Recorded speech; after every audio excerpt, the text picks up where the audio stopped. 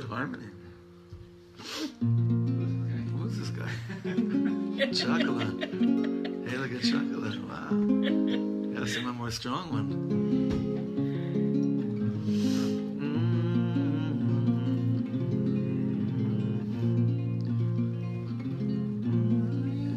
Okay, another new one. I don't know if some of you know it.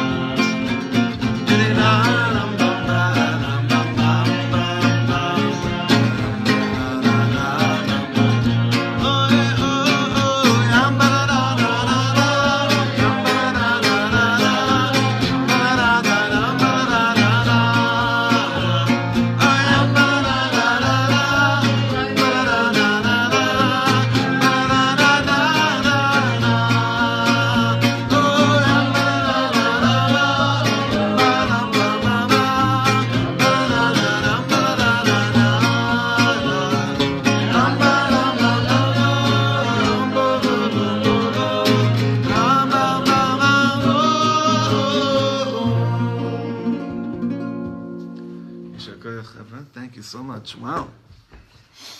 Gotta bring him back, bring him more often. Bezrat Hashem.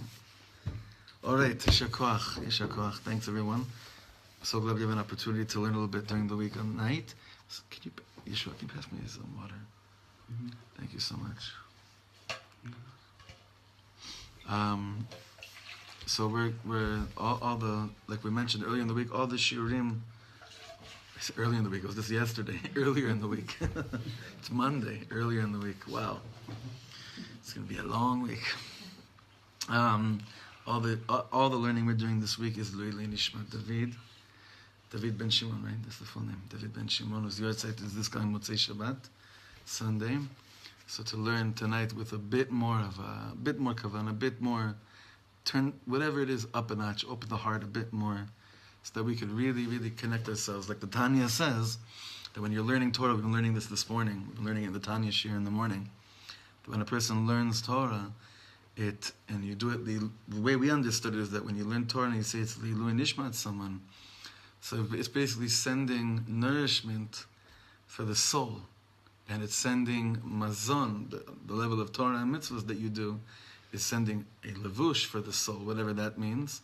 But when we learn, it's like we're sending mazon, nourishment for the soul to be, to be more and more and more one with the or of the Shekhinah. So our part down here, while we're down in this world, we just take upon ourselves this week to make sure that this world is sweeter, better, deeper, that our Yiddishkeit is deeper, that our closeness to each other is stronger, and that our commitment to reveal our own neshamas in the world is just more of a refined commitment, Bezrat Hashem. And that should be in David's chut tonight.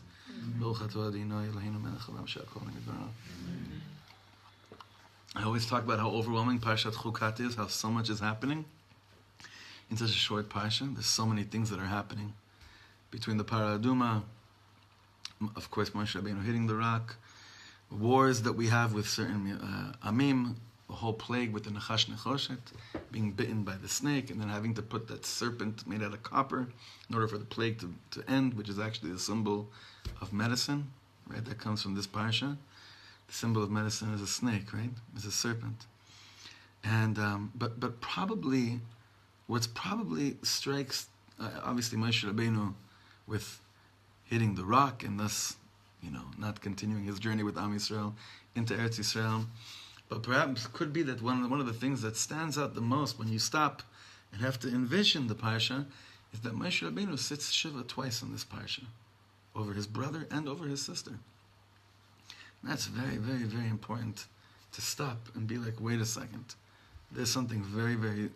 There's got to be something here about that fact that must be speaking about the rest of what's going on in this parsha. Moshe Rabbeinu sits Shiva with Aaron, but then Moshe Rabbeinu sits Shiva again a little bit later. How much later? Just a few psukim later, Miriam and Avia passes away on Rosh Chodesh Nisan. Was it Yud Nisan or Rosh Chodesh Nisan? Not sure, but beginning Nisan. And Aaron HaKohen passes away in Hey Av, on the 5th day of Av. Moshe Rabbeinu is going through a lot that year.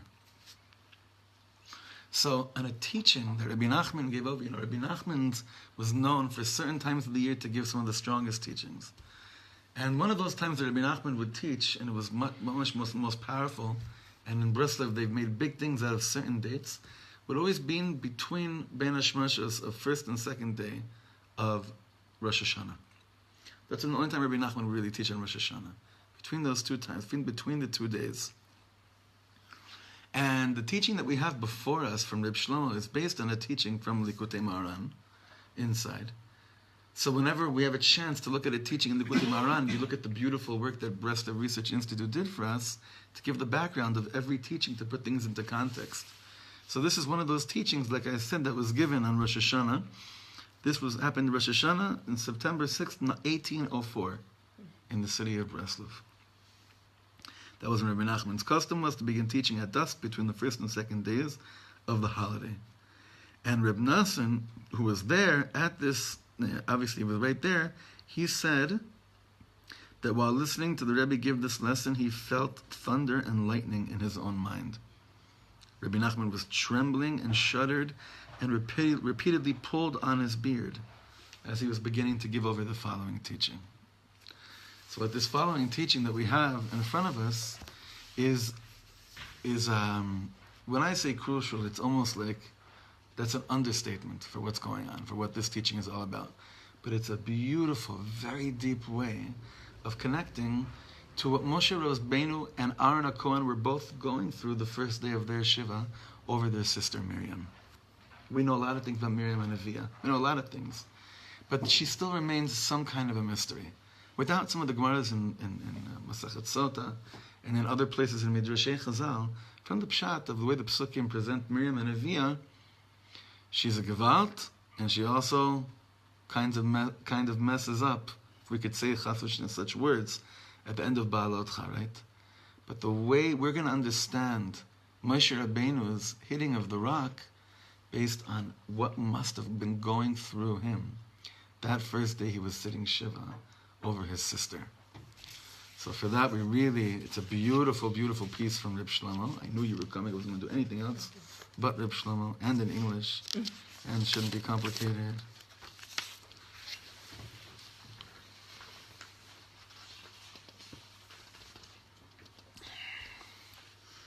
Okay. Just the title itself is like really pretty, right? Yeah. Yeah. Lev Elyon. Lev Elyon. Beautiful name. Who's getting dibs on that? Who's getting? Okay. Mike, that's a mic drop. Okay. Reb Nachman says that there is something called a Lev HaElyon and Lev HaTachton. In my heart itself, there are two compartments, a lower heart and a higher heart. Hadibur nimshach milev ha'elyon. What does that mean? The lower heart has to do with learning, but the high heart is all about crying and davening. Why is it when someone pours out their hearts, they are moved? Which heart of them is moved? The high heart. Words which come from the high heart are always hot like fiery coals. When you talk with your low heart, the words you speak are cold. But when you talk with your high heart, your words are fire. Talking from your high heart. So, okay, what does this mean? So the first answer obviously is, I don't know. Meaning, right? Why would the learning part be the cold? Yeah, like what? All I know is I take the tzaddik's word for it.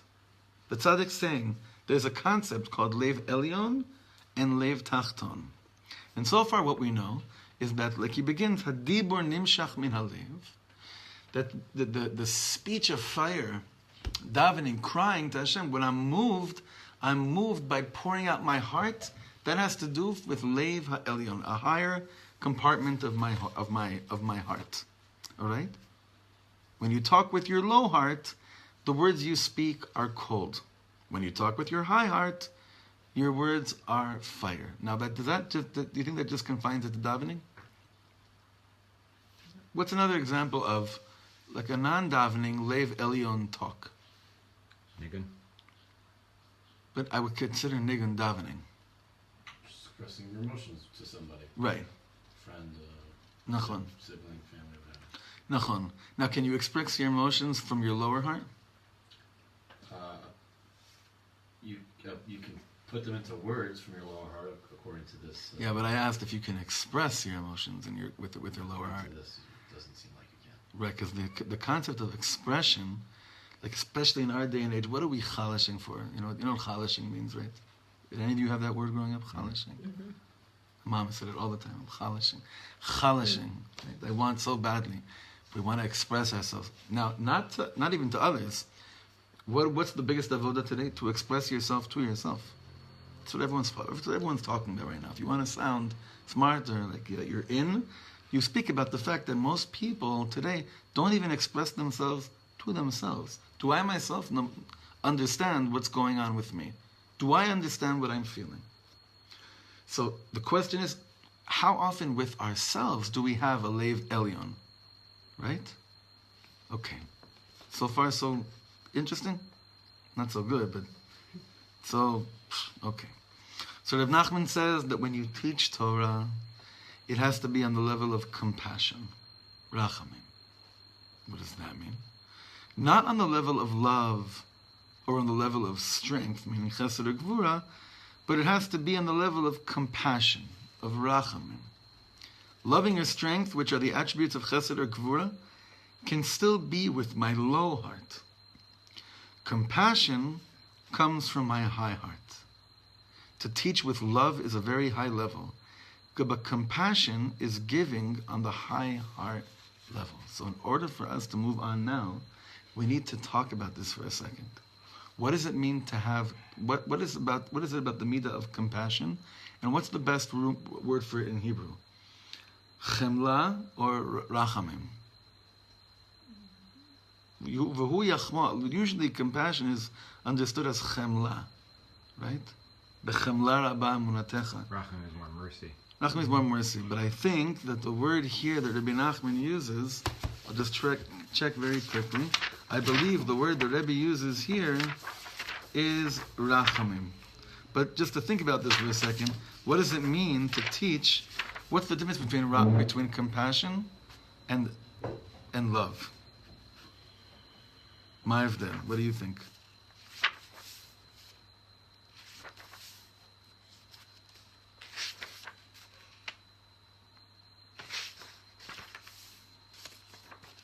Let's see what he says.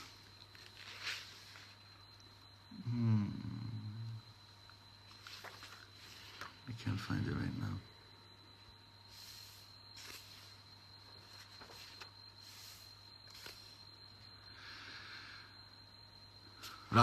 Rachmei Hashem Yisbarach.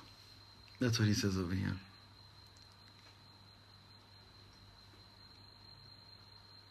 Yeah, he says over here, Rachmim. So what do you think the difference is between teaching from a place of compassion and teaching on the place of love, chesed or gvura? What could be? Let's decipher this a little bit.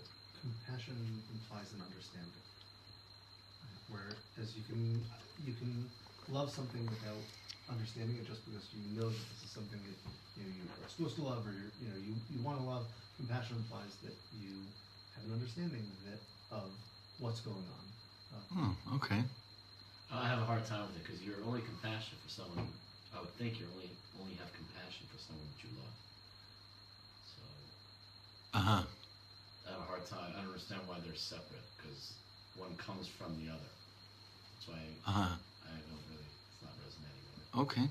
Let's see. Thus far. Anyone else? What's the midah of compassion? What does it arouse usually when you say the word compassion? Was it like Rachmanis, I don't know. Right. So when you teach from a place of Rachmanis, Reb Shlomo is saying, that is the place of Leiv Elyon. Mm-hmm. So somehow, fire has to do more with compassion. Compassion does, I don't know, I think of emotions more than I do mercy. Okay. Expression. Yeah. That's good. Rachamim feels to me like more of a character trait.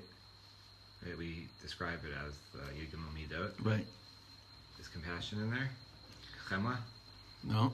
Chemla, but Rachum, if you understand compassion as Rachmanis, is the first one. Rachum right. v'chana. So that's right. But Chemla is not, because I think right. It's a more emotional. It's a more emotional characteristic. Maybe it's trait. not even a trait. I've heard that Rachamim, as opposed to Chesed, is really more mitzad gvura. It's a sweetening of gvura. It's like it's more of a pullback from the side of gvura than a flow of chesed. In other words, you're doing, I guess, like a kindness towards somebody, but it's like a sweetening of something that was rough for them, as opposed to just. I don't know if I'm explaining that. No, but would that mean that it entails more passion? I think it's more mitzad gvura. I mean, it's a blend of the two. Right. That's how we understand Rachamim, right? But so probably yes. Okay, let's see how Reb Shlomo continues over here. Reb Nachman says that before you learn, you have to pour out your heart in order to open the high heart. Because you want to be teaching from the high heart, right? You want your words to be coming from a much higher place, bring out compassion unto Am Yisrael. So before you learn, you have to pour out your heart in order to open the high heart. After this happens, God opens the high heart, and your words become hot like coals. Something happens to you. You open your inside well, your inside be'er, and then your words start to flow like water from a well. The word themselves become, infinite. That's a typo. Your words themselves become infinite words, which are mamish flowing. Now, anyone that teaches can really, really relate to this. Sometimes it's not coming out. There's nothing that's you think your heart's in the right place, but there's no flow. You stop every second. There's not a hemshech. It's not a be'er of mayim. It's not a flow from like a well. It's just like a drop here, a drop there. It's something, but it's not really flowing. It's not really flowing. It's not going anywhere. But when you take a second before you start to teach Torah and you daven over what you're about to teach, almost always something opens up inside of you.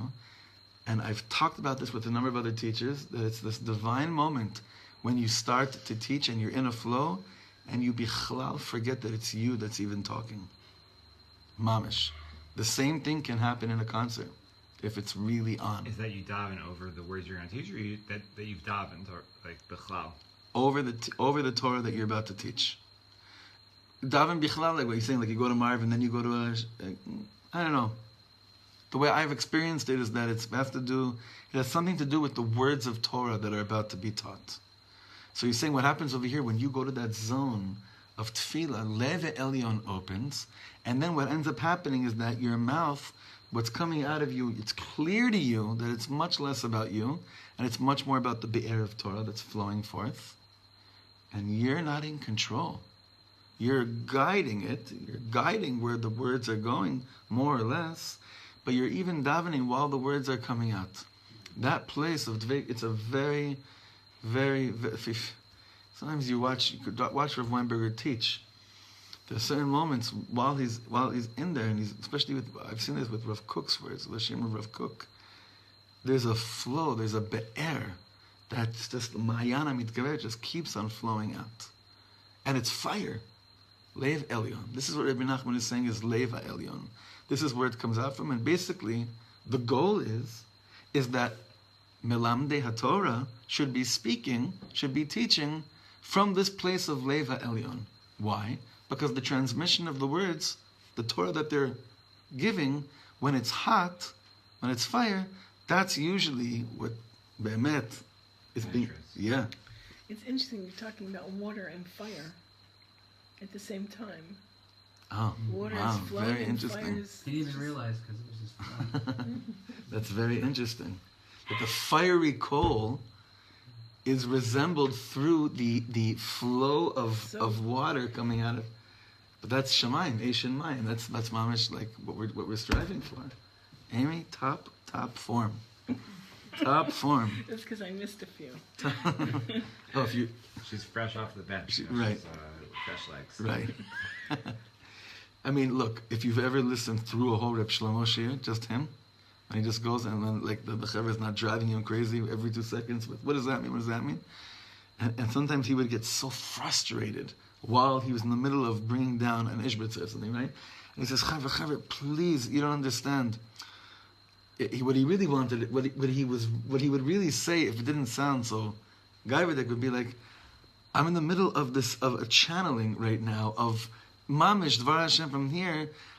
Just let the flow go, let the flow. I mean, sometimes you hear him get so frustrated, especially in the earlier days while he's teaching, and you're like, this is the sweet hippie that was hugging everybody. He's getting so angry when you ask him, what does mochin de gadlut mean? He's like, oh, please, sister, just wait, please, Chaver, I'm begging you, give me a fighting chance. And you're like, what are you talking about? That's because there's fiery coals coming out of his mouth. There's a be'er. There's a well. And if you try to clog, oh man, it's very, very hard. Sometimes in Shirim, I love people to participate. Sometimes if I begin to feel that I myself am really connecting to what I'm saying, if someone raises their hand, I mamish have to tune into Atmos Rahmanis in that moment so that I don't feel, And I've seen this with Mash. It's a very interesting thing. But here there's Rabbi Nachman is saying, Alavai, we should be learning. Our privilege from learning from people that are crying over what they're about to teach, davening over what they're about to teach. That's Lev Elyon type of learning. Now, but then he says, in the next paragraph, but then he says, Rabbi Nachman says, that there's a great difference between the way you explain the Torah you learn to yourself and the way you explain it to others. When you explain it to others, you cannot explain it to them unless you connect yourself to the source of the people you are explaining it to. What is that? What do you think that means? To know your audience. So what does that mean? How do you... How? How do you connect to the source of the people that you're praying to? Like, let me ask you a question. When do you feel closest to someone? When you're able to daven together. When you're able to cry together. If you have someone in your life you're able to cry with, you have that closeness. There's someone, I haven't had a lot of conversations with them, but one time we cried together somewhere. It's like the connection is a different world. Completely different world. So he's saying over here, in order to really give it over, to connect it to those that are in the call that want to receive it, you need to connect to the source of where they're receiving it from. Who's the source of people you're explaining it to? And in order to connect yourself to their souls, all the souls together have to daven. Now this, he says, is really what Tefillah B'tzibur is all about. Like this was really, essentially, this is what a minyan really is all about. It's when all the souls connect to each other in order to understand the Torah. Isn't that beautiful?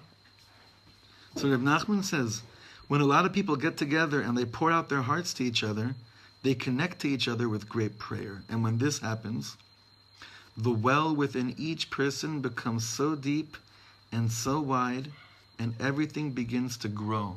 It could be that word is flow. I don't know. I have to listen back to the original recording. This was an old recording from the House of Love and Prayer in San Francisco in 1973. I have to listen to it inside. Something happens to this type of person. This type of person that now the well is starting to flow. They've davened with someone.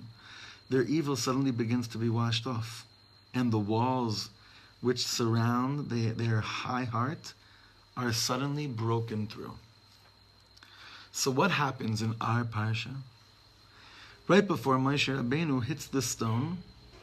Now, when does Moshe Rabbeinu hit the stone? What day does Moshe Rabbeinu hit the stone? Oh, just happened. No. No, not on the calendar, not like a date, but what happened? What else happened that day? They wanted to go back to Mitzrayim. What's that? What's that? They were complaining. They wanted to go back to Mitzrayim. Miriam died. That's, Right. you have to remember this. The hitting of the rock was right at. Why did you have to hit the rock? Why were they complaining? Bear Miriam. Because there was no water. Why was there no water? Because what did you say? Bear Miriam. What does that mean? The well of Miriam. The be'er of Miriam. What else do we use the word be'er for besides well? What is Rav Biederman's whole thing called? Be'er HaParsha. Leva'er means to explain. It means to teach. Bi'ur, right? That's where it comes from. HaBe'er, the way that they're well, the way that the Torah is explained. HaBe'er is what we're referring to over here when we're referring to Mefarshei Torah, the teaching of Torah. So that day that Miriam passes away, the day that Miriam dies, is the day that suddenly they need water. Why do they need water? Because Miriam dies. What did Miriam represent? The flow of water. Well, as long as Miriam was around, there was a perush to the Torah they were learning. Not just that there was water, there was a flow. Somehow she was able, her zchut, when she was around, she brought down this energy of a flow of people washing away, breaking down the walls of their heart, crying out to Hashem, davening. Now, where's the one place in the Torah we see a kesher, a direct connection? Two places. One is a silent prayer and one is an actual prayer. Between Miriam and Tefillah. Moshe's tefillah for Miriam. That's Moshe's to Miriam. I'm saying Miriam's own praying. That's a Oh. shir. It was a shira. Yeah. Right, so right after Az Yashir, Shiras Miriam. Remember, she showed up with the instruments. The men didn't show up with the instruments. Why did she show up with instruments? Because she was ready. She knew, she believed there would be a miracle, so she wanted to be prepared, and she brought the instruments with her. So she has mamish huge bitazon bas. It's in the Levi. It's in the family, right? Where else do we see that there was like a quiet, silent tefillah by Miriam Hanaviyah? So that day that Moshe Rabbeinu was placed in the Teva, it says Vatetatsev achoto merachok, which means she stood from afar, Ladat Maya, to see what would happen to him. She hid in the bushes to see what would happen to her brother. But we know that this word Vatetatsev, Nitzav, Hityatzvu, has very much a connotation of tefillah. Lihityatzv la tefillah. So she's praying there, but there she's praying silently. So Miriam, the schut of Miriam, her be'er, is that she brought down Lev HaElyon. She opened up the Lev HaElyon. She was what she brought down were fiery coals, because she would daven before they would learn. This is what she brings down into the world. So the day that she dies, every single Jew felt it. What's very interesting is the day that her brother dies, the day that Aaron dies, every Jew felt it. Am Yisrael went through a lot of heaviness those 2 dates. We know this because when it says, when Miriam dies, everyone started complaining, where's the water? They felt it, they knew it. When Aaron dies, the pasuk says, Vayifku et Aaron 30 yom, kol Beit Yisrael. Every Jew was crying over Aaron HaKohen. Because Aaron HaKohen, on some level, was an extension of what his sister began to bring down into the world. So without that's the magic combo. He brings the Ahava, she's bringing the coals down of Tefillah. They had a Shita. And now that thing started crumbling. But it really started crumbling down when Miriam Hanaviyah dies. So Moshe Rabbeinu is in the middle of trying to figure out, not just how am I going to give them water, that's the pshat. But what is Moshe Rabbeinu trying to bring down? How am I going to explain to them the Torah? How am I going to bring down the Torah for them? That's the pnius of what's going on in this story about the Mayim, or the Be'er. There's no Be'er. There's no one to explain. Look, when tzaddikim die, why are we so sad? We're sad for them because they're not in this world. We're happy for them. They're in Olam HaEmes. They're in the place of absolute peace, oneness, shlemut of or. But it's us that now have a lack of, what did Hashem mean? That's what we're crying over when a tzaddik dies.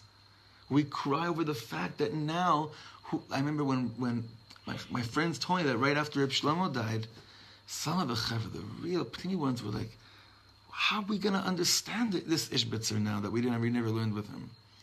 How are we going to figure out this Rebbe Nachman? Because the tzaddikim are here to explain to us one thing. What does Hashem mean? What does Hashem want? They're the Be'er. They're the Leva'er. They're the Be'ur. They're to explain to us what HaKadosh Baruch Hu really wants from us. What He had in mind when He gave us this mitzvah and that mitzvah. You know, there's a few Sfarim that we're missing certain volumes of them because the Germans, Yimach Shemam, burnt the limited edition, limited copies that we had of them. Specifically, right now, I'm thinking about the 2 last volumes of the Beis Yaakov, the son of the Ishbitzer. There's no volumes of Bamidbar and of Dvarim. Haven't figured out yet if it's because the Germans or not. But the fact that we don't have it, when you really learn the tzaddik for the first few parshas, it's not like, oh, okay, he doesn't have a perush here, I'll go to somewhere else. It kills you. It kills you. Like right now, I know that so much of the world that I know is in so much pain that they're dying for the rest of Reb Shlomo's perush on the Torah. Why? Because it's fun, it makes them feel good? No, because this is their link to understand what Hashem wants. For them, there's no be'er, there's no well. So there's no way for them to really lechaven in their tefillah to daven over this, for them to open up their Lev HaElyon. This is what Moshe Rabbeinu was experiencing that first day of Shiva. First day of him sitting Shiva, this is what's going on. So now that's the context of the famous story of hitting of the rock, which we really usually learn as like, oh, Moshe Rabbeinu got angry and he just hit the rock instead of talking to it. Wait a second. No. Moshe Rabbeinu is going through all of this that we just described right now. And now let's go back and approach the story. So what happens in our parsha? Right before Moshe Rabbeinu hits the stone, he says, Shimuna Hamorim. Literally saying Listen up, rebels. Morim, from the word like limrod. That's what he turned to Am Yisrael, he said, Morim. What did he mean? From here we see that Moshe Rabbeinu made the mistake in the way of teaching. Moshe Rabbeinu thought you can teach by force, and God told him, no, you can't teach by force. You have to teach by the level of compassion. We never see any force by Miriam Hanaviyah. In fact, the Gemara tells us Miriam, when she saw that her prophecy, that a child would be born to the Rabbeinu household, whatever Moshe's last name was, whatever Moshe Rabbeinu's last name, and she saw that the nevuah was happening, and then she saw the nevuah wasn't happening because they took this baby and threw him in a river. No force. She goes to the river, she stands from far.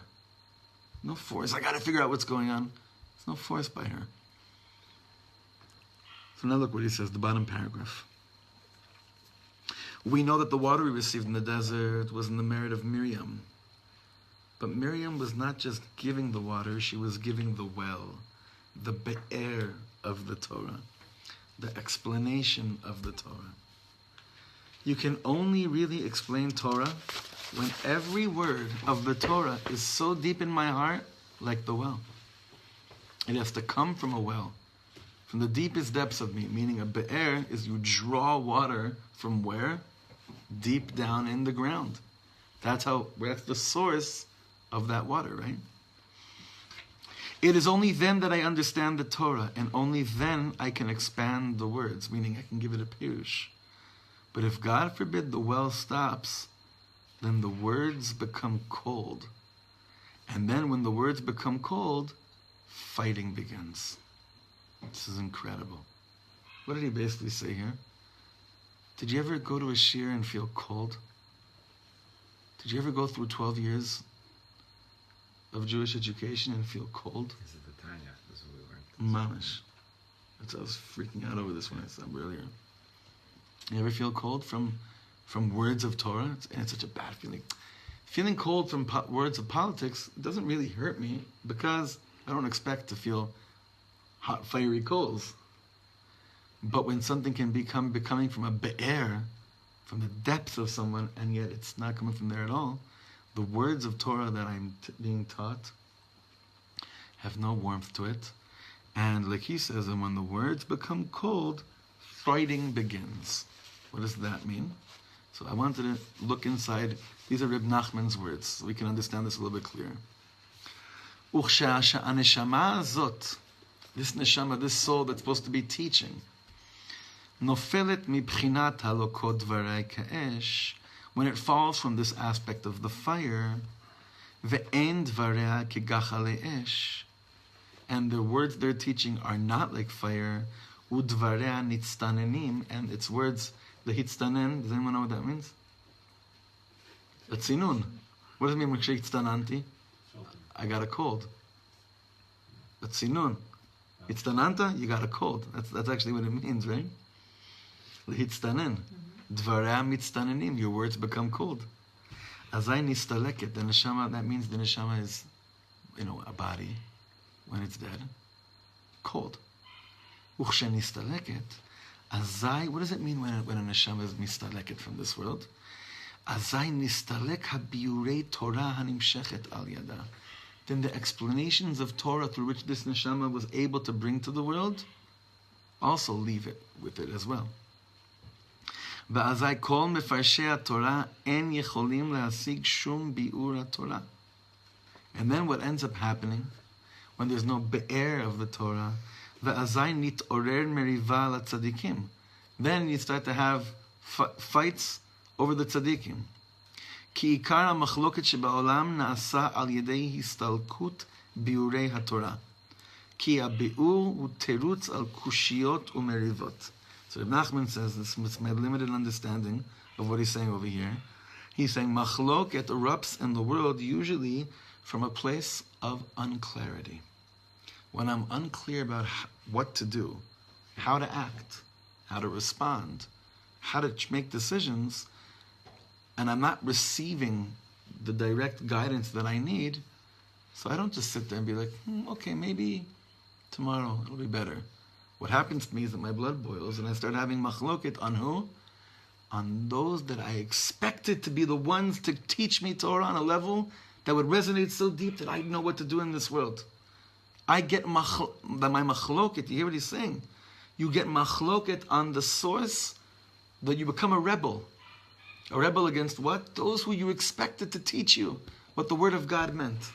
But they themselves, their sustenance died also. So who are you going to go to? Is this making any sense? Do you want to ask any questions, Dafka, on this right now? Or everyone understands this? I think I'm connecting to exactly what you said. Like when someone takes off and you're lost without getting that explanation, that's what's hitting me. That what happens? Who's going to show me? So then, let's say someone tries to show you, right? Mm-hmm. But it's the mitzunan. It's cold. Right. So where's your angst? Where's your anger about? What is it on? What's your machloket on? You don't have the original source, the be'er. So you have a machloket on what you think should be the source of the be'er, but it's not providing you with the be'er. So you start rebelling against what you think should be your source. Moshe Rabbeinu turns to the rebels and he says, "What? You're rebelling against me, right? You start to rebel against me again in the desert. Where is this? Bring us back. Take us back to Egypt. Kule, kule." Because what happens? There's no shita. They have no way of. They don't know what to do again. Miriam was around. There was at least somewhat of some kind of a direction. Here they start kvetching again. Why?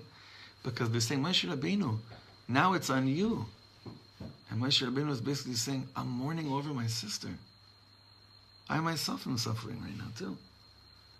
It's like such a deep insight into like what was going on by Moshe Rabbeinu. Could be that Moshe Rabbeinu, his whole life was really, his tzinor was really his sister. And here he's saying, I'm sitting Shiva. Shimun Amrim, you're rebelling against me? Hamin hasela hazen otzi lachem mayim? Am I going to extract water from this rock? And who was he talking about? So I want to say, himself? Yeah.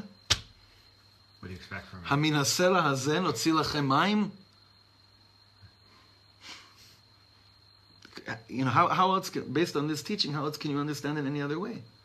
Hamin hasela, that's what he says, rebels. Look at me. Cold as a stone right now. My tzinor, my be'er is not here anymore. My be'er that sustained me my whole life. The one, she prophesied. Why is she called Miriam HaNeviah?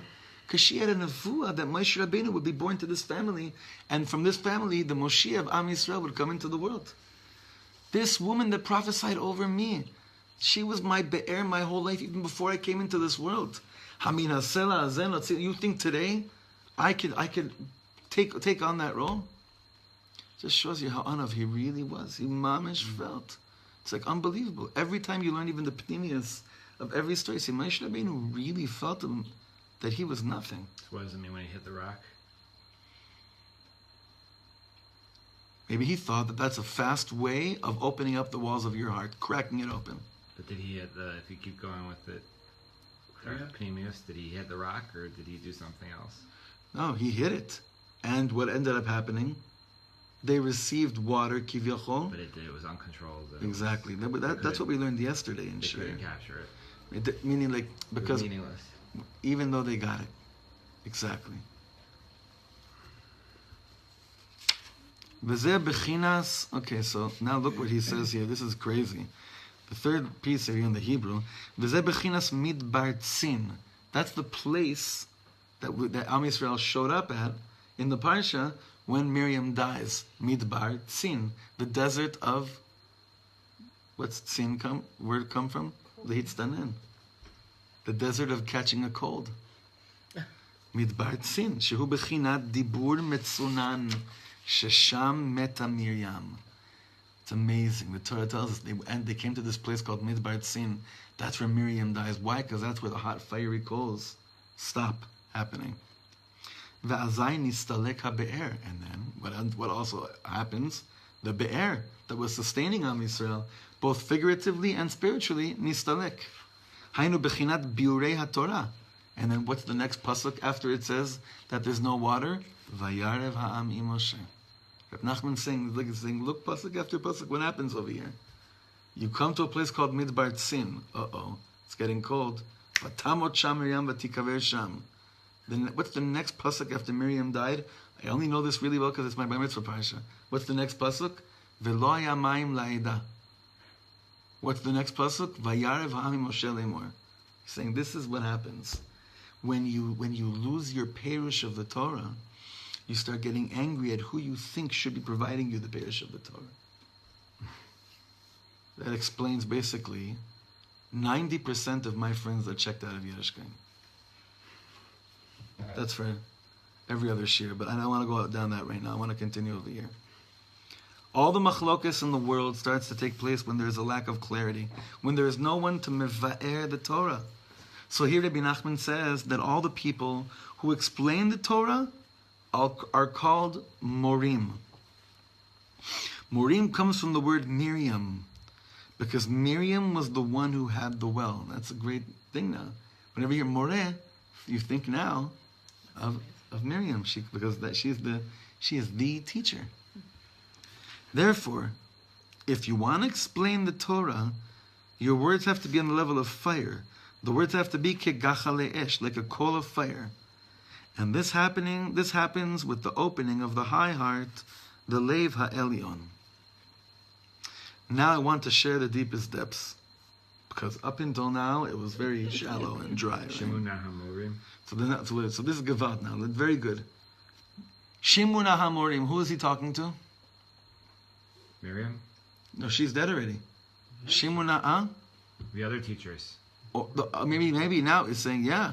All the other teachers, all of Miriam's students. You all learned from her? No? Shimuna Hamorim. Maybe you guys step up. Maybe. It could be. Now I want to share the deepest depths. How much can we pour out our hearts to another person? I can tell you everything which happened to me all night long. But how much can I tell you the deepest depths of my own heart? It's very hard. But imagine I'm able to pour out my heart in front of all of Israel. Now he's going back to something. What did we say before about what has to happen with the tzibur? That they have to be able to pour out their hearts in front of each other. You have to be able to cry in front of each other. And when that happens, the Torah you learn starts to flow like a well. If you've ever experienced that, and I know the women have here, and I know the men have here too, Baruch Hashem. When those moments happen, when you're able to cry in front of each other and connect on a Lev Elyon level, and then you start learning, it's a be'er that never stops flowing. You could swear that you could sit in that learning for the rest of your life. Forever. Time is bichlal not a thing anymore. Now, Hashem wanted Moshe Rabbeinu to what? To hit the stone or talk to the stone? To talk to the stone. What was he really saying over here? Can you start talking to the Lev Evan? Can you open your heart? Can you crack it open? Can you crack it down? But what did Moshe Rabbeinu, what was he supposed to do it in front of? This is what's very hard to understand. Le'enei kol Yisrael. Everyone was there. Right? You're supposed to cry over his missing... in front of everybody. Instead he kept at the that emotions moment he closed didn't off. kept the emotions closed He went off. to the Lev Tachton.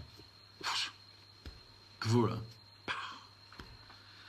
So that's what this last paragraph means, meaning to be able to open your heart in front of someone is a very high level.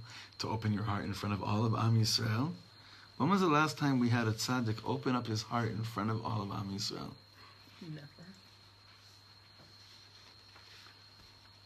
Can you imagine if, I don't want to say, any type of chief rabbi opened up his heart in front of all of Am Yisrael about how he wishes he could be better in something? For Cook's whole world. I think Rav Kook did, yeah. Yeah. In order to make the stone give water, can you imagine how much I have to pour out my heart and beg the stone to listen so that even a stone should be moved? And now, obviously, what are we talking about? The place inside of us that we feel is a stone.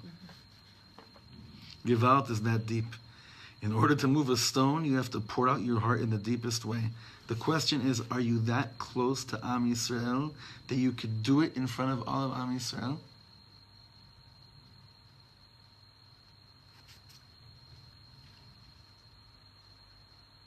You know, when Rabbi Nassan says to daven for a real leader, this is what we're talking about. We daven Hashem shlach lanu manhig.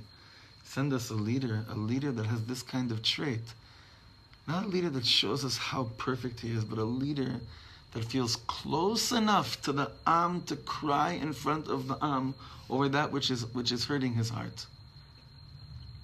Rav Weinberger had that very intense, 2-minute clip from a few months ago. Remember he started crying there? Mm-hmm. He knew the camera was like this, right in front of his face. He knew that everyone was going to, But the be'er is happening. You don't think too much. The be'er is flowing.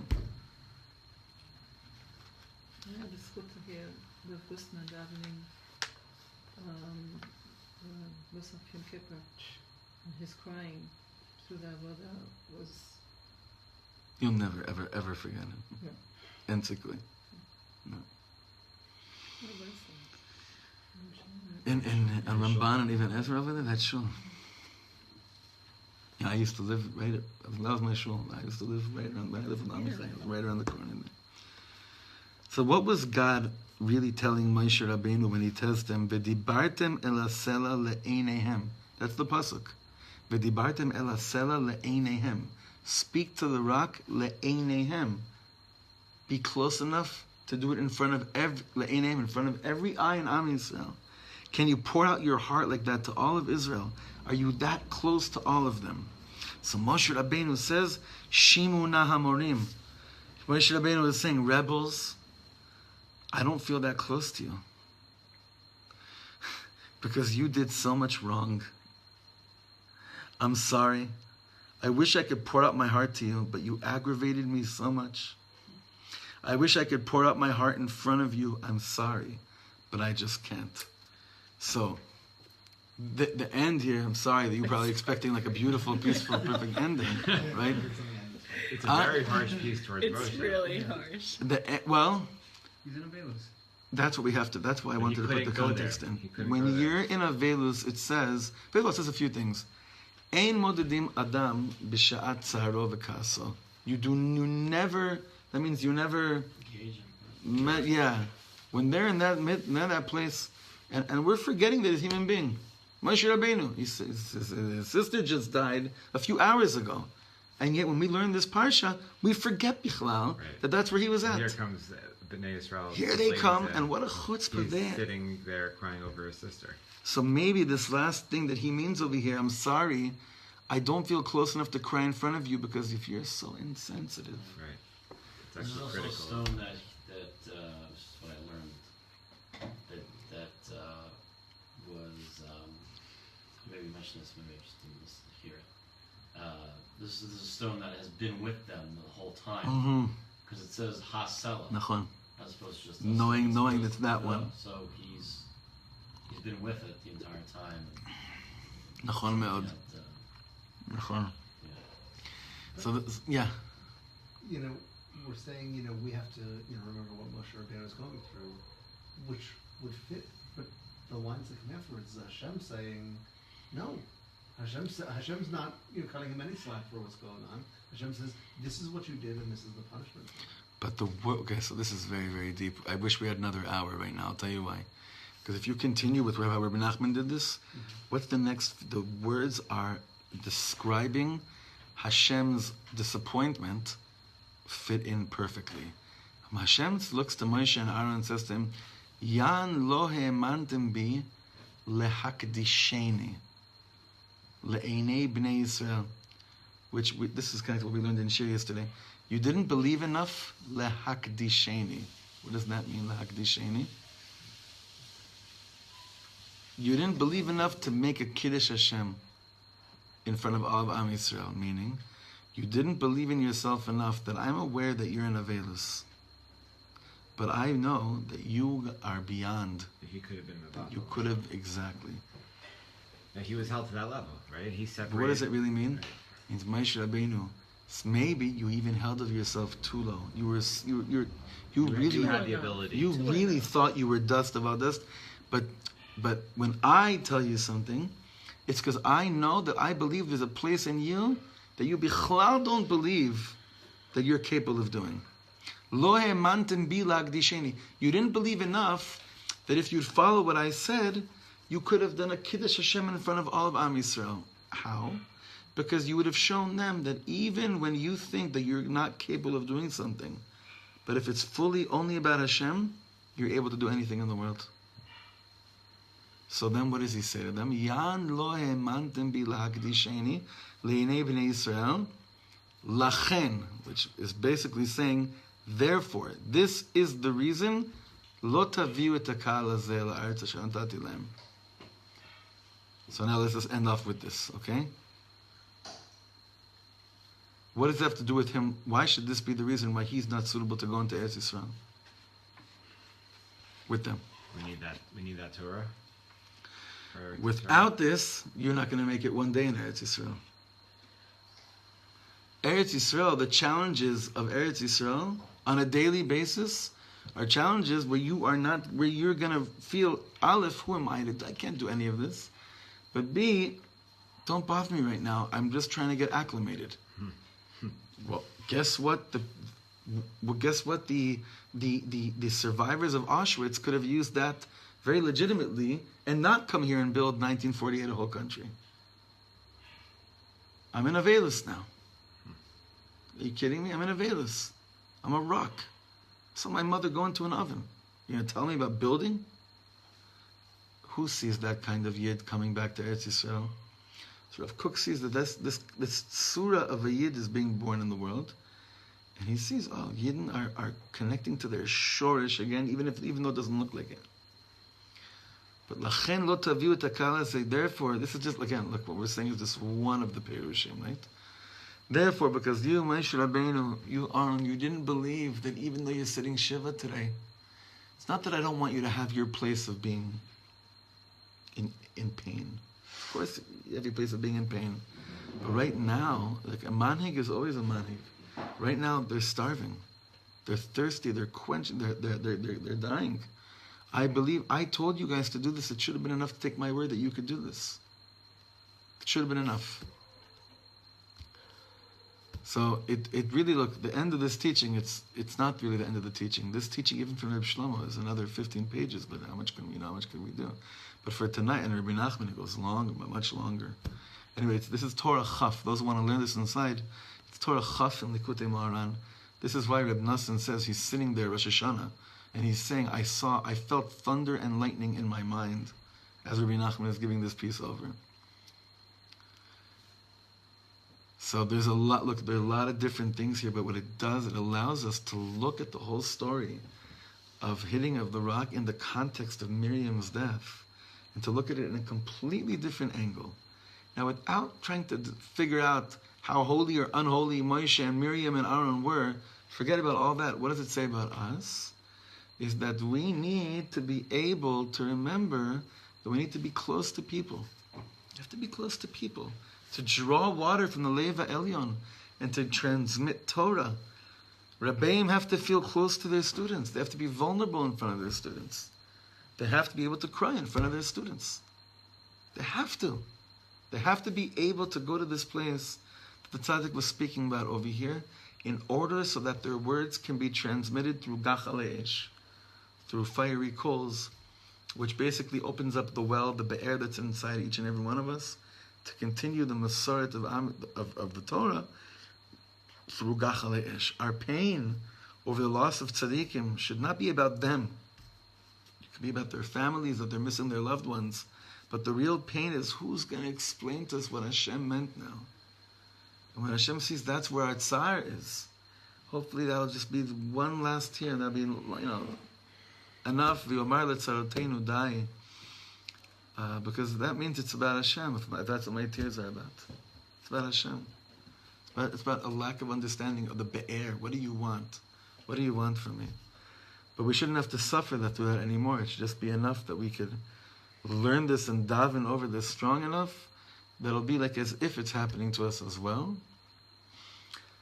Yavo Mashiach Tzidkenu v'Yigalenu, and Eliyahu Navi will come and explain to us all the Torah we never understood, all the Be'er. His fiery coals are going to be completely just like Kagach Esh. Remember, Eliyahu Navi keeps on Ole B'Se'ara HaShamayma. He goes up into Shamayim with this like Se'ara, with this storm. He has that fiery coal energy. And Bezrat Hashem will all be privileged to understand the Torah from a Be'er Mayim Chaim, from the deepest depths, and connect to our own Be'er Mayim Chaim. It's kedai really to look inside the whole piece in Likutei Moharan. It's long though. Start today.